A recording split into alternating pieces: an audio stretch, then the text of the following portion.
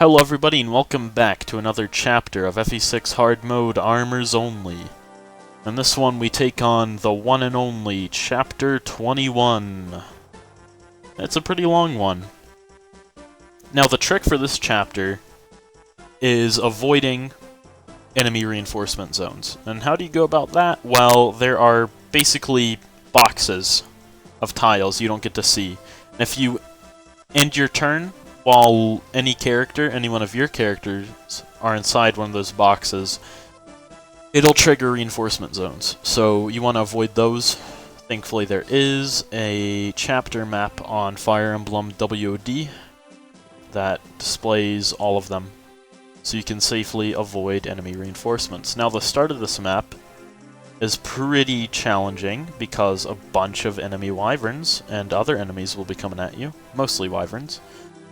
So you really just have to survive the initial onslaught and then go about the rest of the chapter very carefully.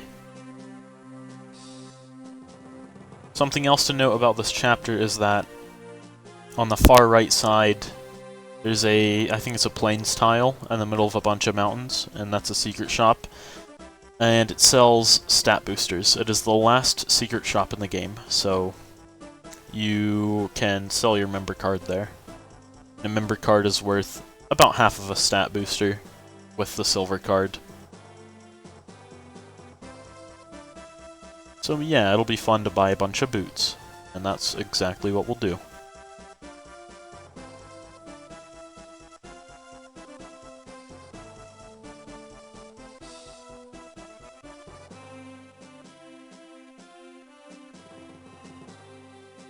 You also get to use the Maltet this chapter, which is cool.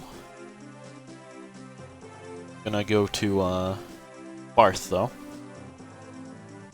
Since Wendy does well without it, Barth doesn't double, so he needs the Maltet to do decent damage against the wyverns. And Douglas is just there. Douglas, he's not important this map. He's never been important, he's just an extra body. That's always nice. He can throw a javelin, he can chip. He can do whatever you need him to. I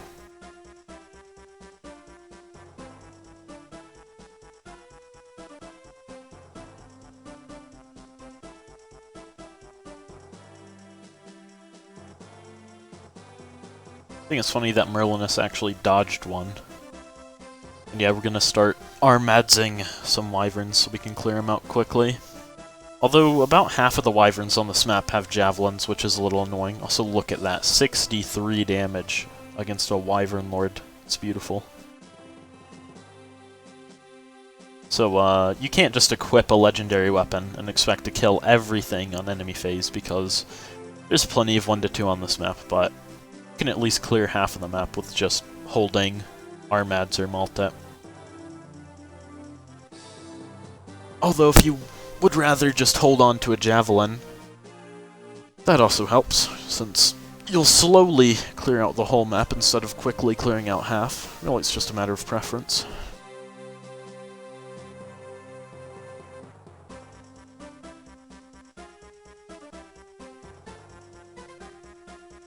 Easy Armads.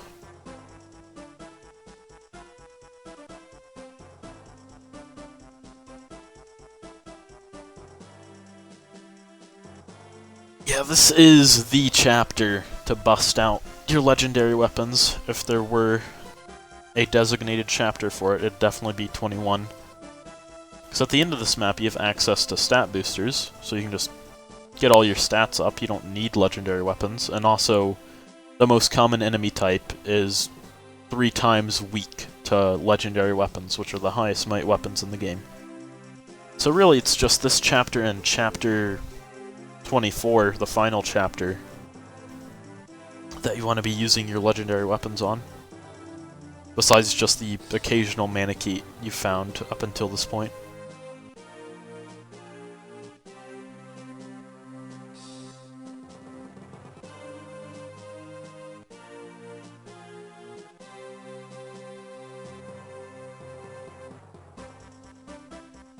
Yeah, Wendy's low bulk is actually kind of nice, because enemies do damage her, well, they think they can do damage, even if they'll barely ever hit, which means they like going for her. And that's nice when her offenses are better than Barth's and Douglas's.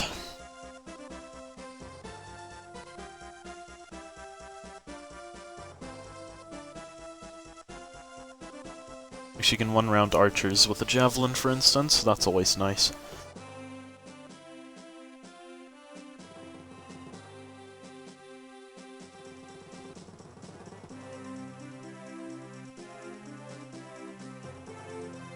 And while normally having people get wounded separated from my healers would be an issue, we have a ton of physics staff, so this is really safe to just bunch up my armors far away so that the wyverns can't attack our healers. We can still heal.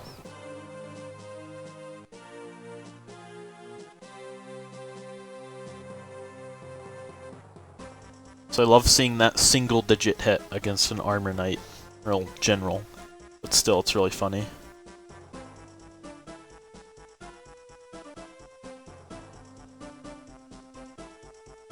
Actually, I wonder what stat boosters are left to get after this chapter. Like that you just find in chests or on enemies. There's probably at least a couple, because I know there are chests next map, even if I forgot what were in it. What were in them, I should say. But yeah, to get the Gaiden chapter, and thus the true ending, you have to beat this map by turn 30. So, and while that is pretty generous, this map is rather huge, and if you do end up triggering reinforcement zones because you're on a blind playthrough or something, then you can get pretty screwed over. But if you're smart about it, well, maybe not smart about it, I should say if you look up the reinforcement zones, then you should really only be dealing with the enemies that are on the map to begin with, and maybe the zone you have to trigger, because it's really big and includes the boss room.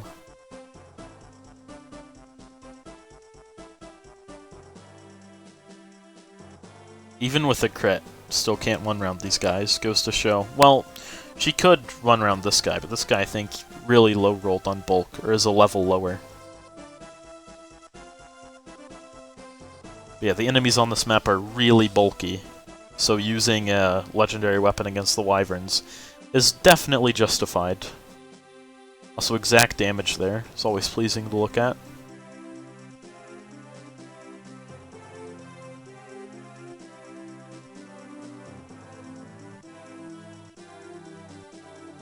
I don't know why they give enemies longbows. Longbows have such atrocious stats.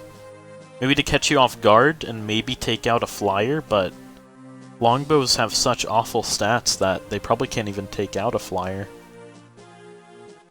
More strength, always nice.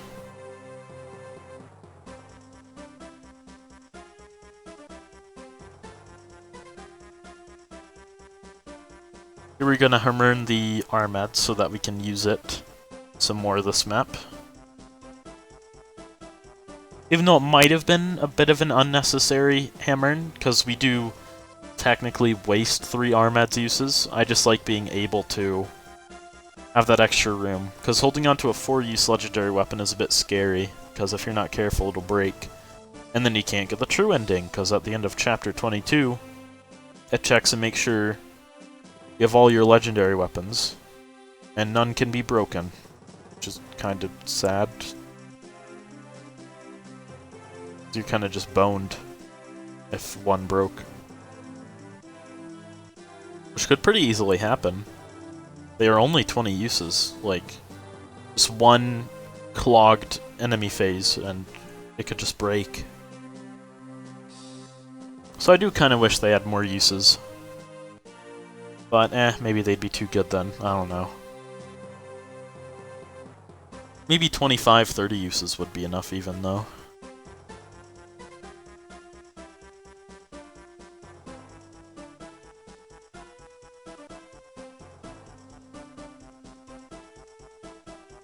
But yeah, if Douglas wasn't given the Speedwing last chapter, he'd be getting doubled by basically every enemy this map. And that would suck a lot, because then he'd be taking 18 times 2 from Wyvern Lords instead of just half that. Very, very important to not get doubled this map, because then you get absolutely shredded. And we don't want that.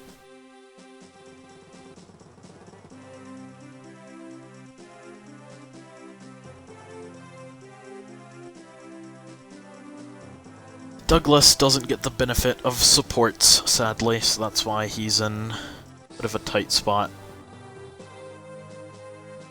Well, not a tight spot, you know what I mean. He has trouble hitting, that's what I meant to say.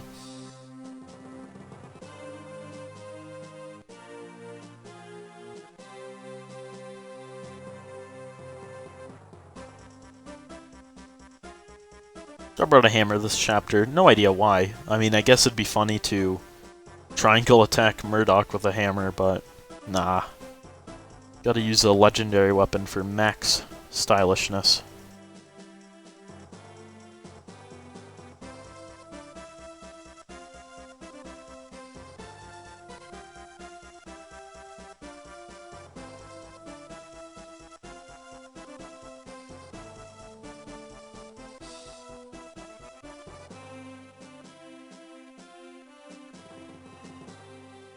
Physicking up just to be safe.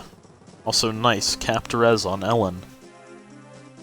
For some reason. Not like it does anything.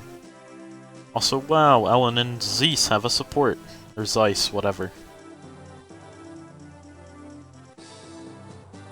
Very good and impactful. I'm sure my flyer will be around my healer at all times. Well, maybe in this run. But in a normal run, why would you ever support a flyer with a healer? Who knows?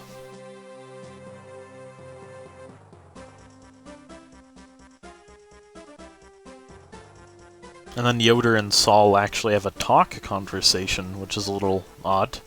I mean, it's cool that they do, but typically you wouldn't expect talk conversations in a game like this, which has typically limited character interaction outside of supports.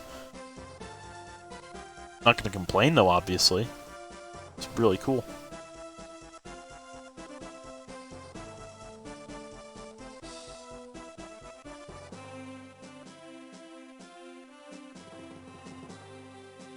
If nothing else, at least Douglas has really good bulk. With the help of a Speedwing. Again, if I didn't give it to him, he'd be getting shredded as opposed to shrugging off enemies, because he'd be taking twice as much damage. By most things, anyways. This game is still pretty generous with speed thresholds. Needed to not get doubled. Because the highest speed an enemy has in this map is like 16, because Wyverns, or Wyvern, the unpromoted ones, can roll 16, I think, at highest, so you just need more than 12 speed to not be doubled in Chapter 21. So I'd say that's pretty fair.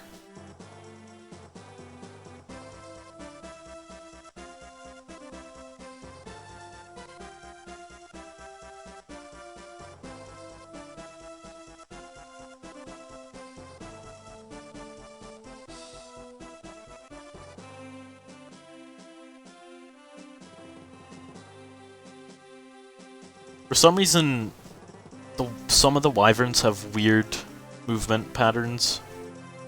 Most of them are set to move from the beginning, or move when you're within 2 attacks range, but a select few just don't, and only attack once you're in their range. I have no idea why. Whoever programmed this game, it's just weird, but that's how it be. Also, unnecessary javelin crit. Very epic.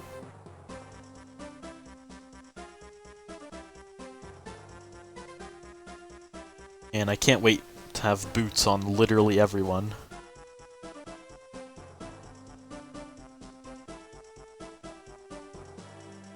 And it is kinda lame that there's a Gaiden chapter after this map. I'd like to just go fight Zephiel, but no, you have to do a stupid Fog of War Gaiden chapter.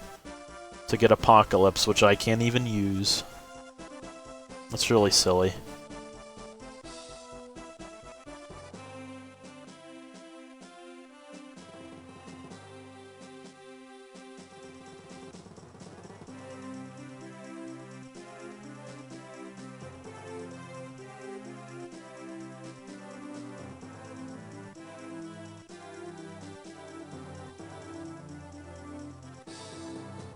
Also, wow, Killer Lances having 2 crit on boars. That's pretty funny. I know it is thanks to supports, but it's still pretty silly that he's pretty much impervious to crits, because his crit avoid is so high.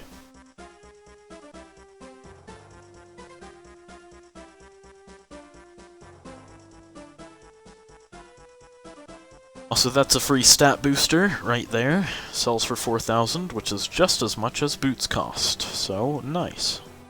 Well, after a silver card, that's what boots cost.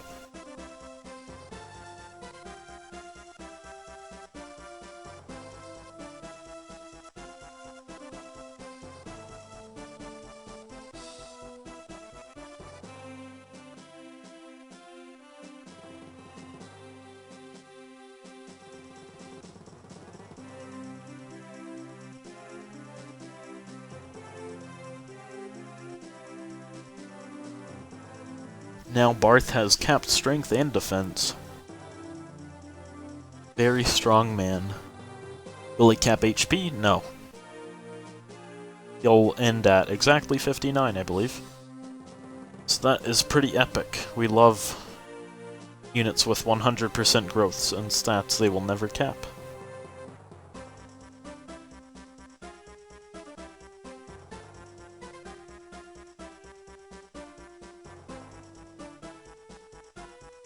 But yeah, there's the awkward position of reinforcement zones.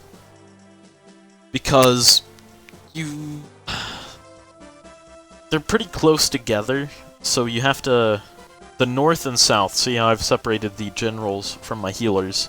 Between them, between the bottom of the healers and the top of my generals, there's a reinforcement zone.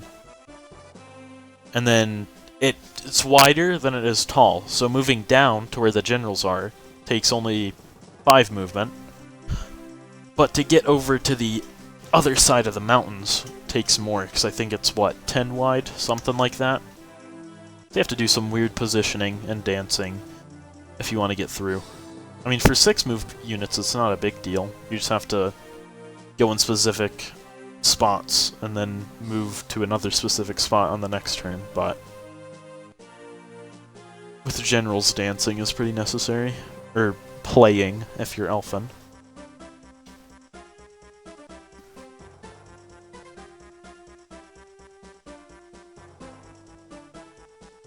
Because they're safe where Douglas is, but the spot right below them isn't.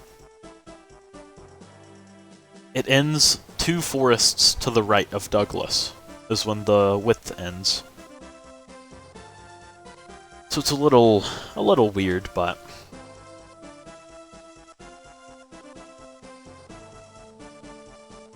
I'm not really sure why it was programmed this way, instead of just turn-based reinforcements, or zones that made sense, but whatever, I don't know.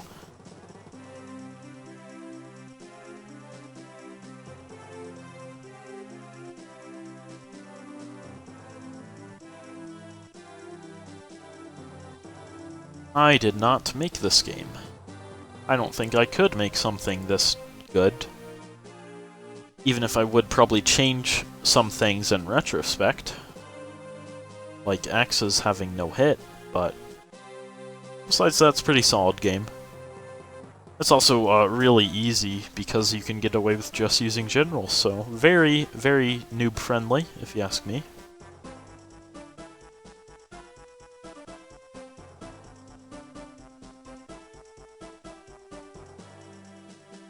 Although, who am I kidding? They're the best units in the game. Though, that still means the game is easy, because it just gives you a bunch of really good units.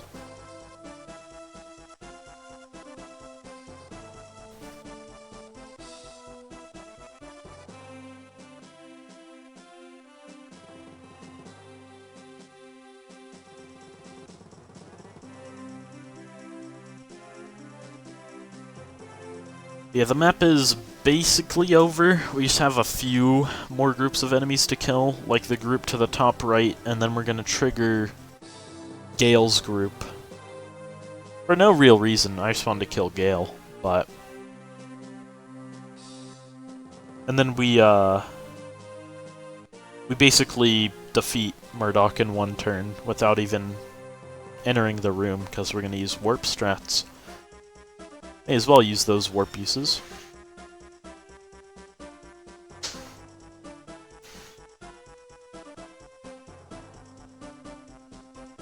They're given to you for a reason, may as well use them.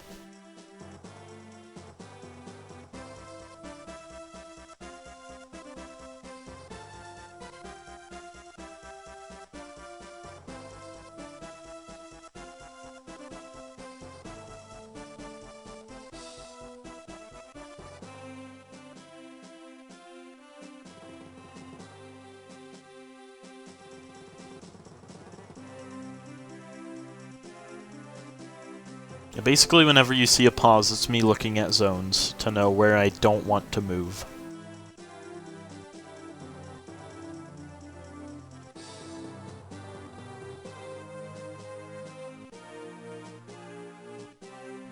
This map's a little too big, I'd say. Almost too big. Though I guess it makes sense. It's not like it's too big to the point where you can't reach your goal in time. It's just a lot of moving, basically. There's a lot of action at the beginning, then it's pretty calm. Then there's some action, and then the map ends, pretty much. If you play it in the unintended way of avoiding reinforcement zones. If you end up triggering all the ambush zones unintentionally, because you're just playing the game blindly, then I imagine this is a very hectic chapter.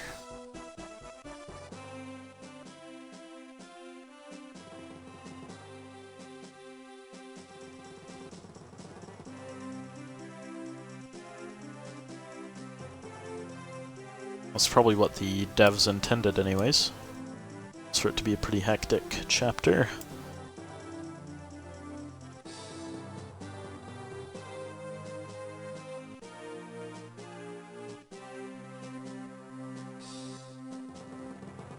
I left animations on for this map just because I wanted to see all the legendary weapon hits, all the crits, all of that. Probably be a few minutes shorter if I turned animations off for the armors, but it's whatever.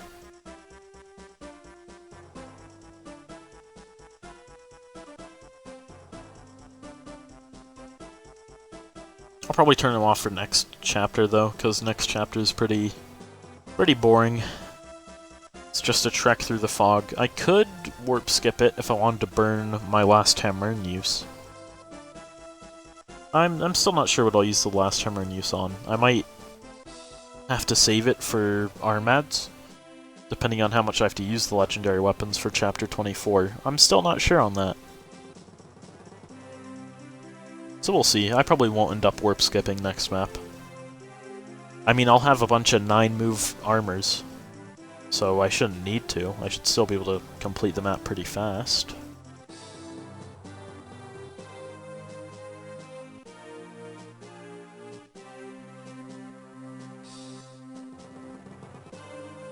Yeah, time to do some shopping.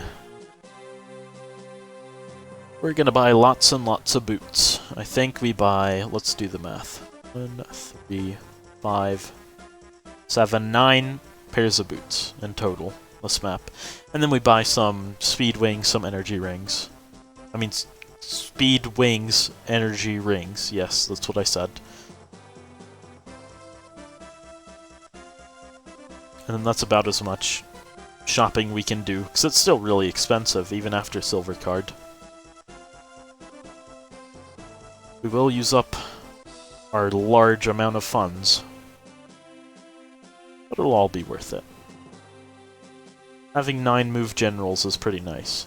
If I wanted to, I could sacrifice an extra 2-move on the other 3 generals and give Boars 15, but nah. I want the whole army moving together.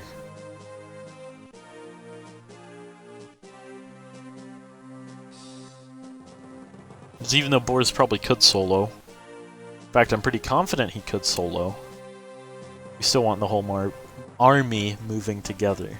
Our 4-man army. I guess technically 5 if you include Elfin, because we're giving him boots as well.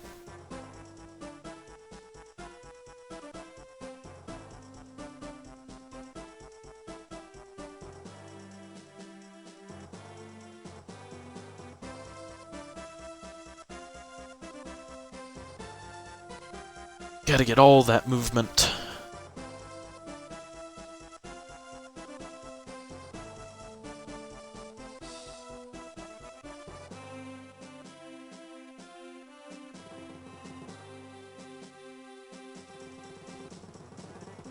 There's Gale.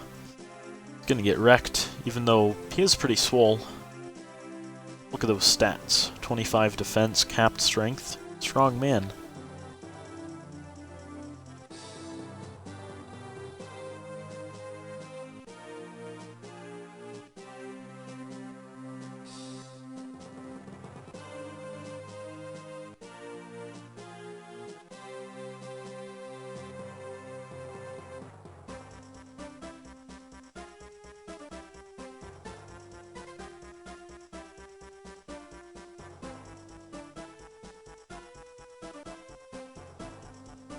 Yeah, Gale is a beefy man, but he still gets wrecked nonetheless by the armor gang.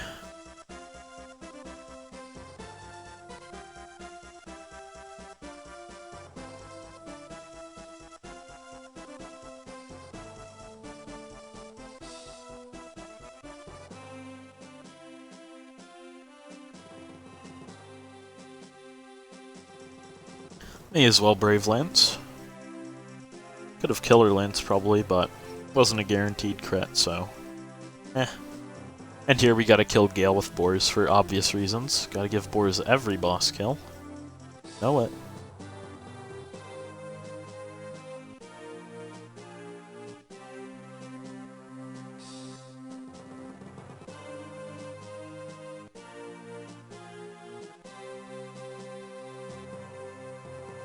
And then all that's left to do is to do more shopping and then prepare the warp. The quad warp. This is not just a simple warp skip. Well, it's not really a warp skip. Warp skip implies skipping the chapter. I'm just skipping like the last 20% of the chapter because I don't feel like dealing with the ambushes.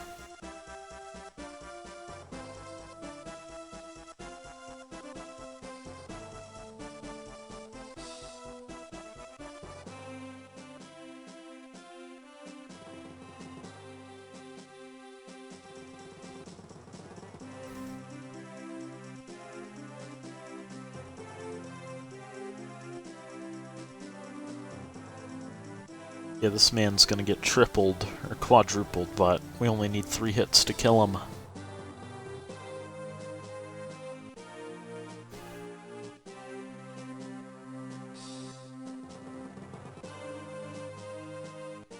And we're gonna go ahead and use all our boots, even though we don't really have time to use the other stat boosters we end up buying.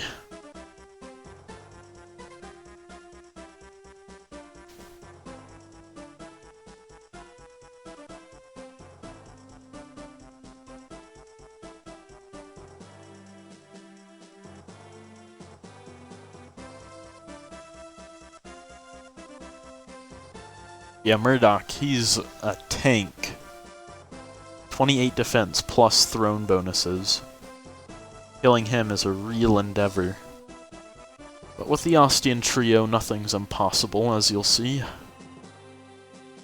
Honestly, I'm not sure why I used an energy ring on Douglas. He's not going to be doubling, so it'd be much more... Well, I guess it's because Wendy, with only 2 strength left to gain, it's pretty feasible that she'll cap it naturally. Whereas with Douglas, he probably won't. Boars, it'd be a waste to give him the 3rd energy ring, because that'd only be 1 strength. And then Barth already has cap strength, so I guess it makes sense, actually.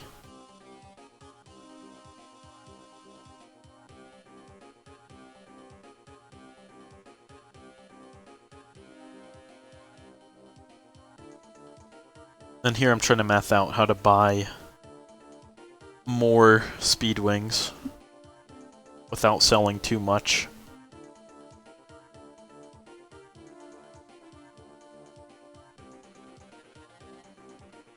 Because we do want the Speedy Barth and Speedy Douglas.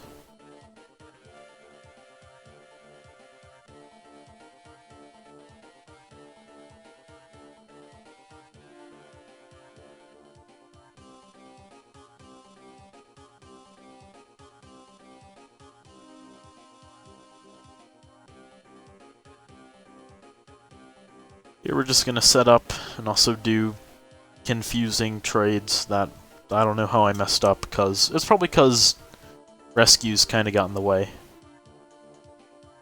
And then here I misjudged how much money chest keys were worth. So I have to do yet another trade, but that's okay.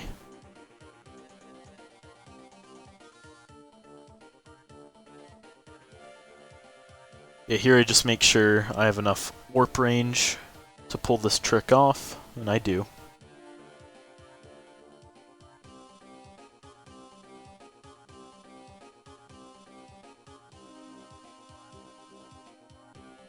Yeah, here I need to do more trading to get that last pair of speed wings, I think. 2 more pairs? Whatever it is.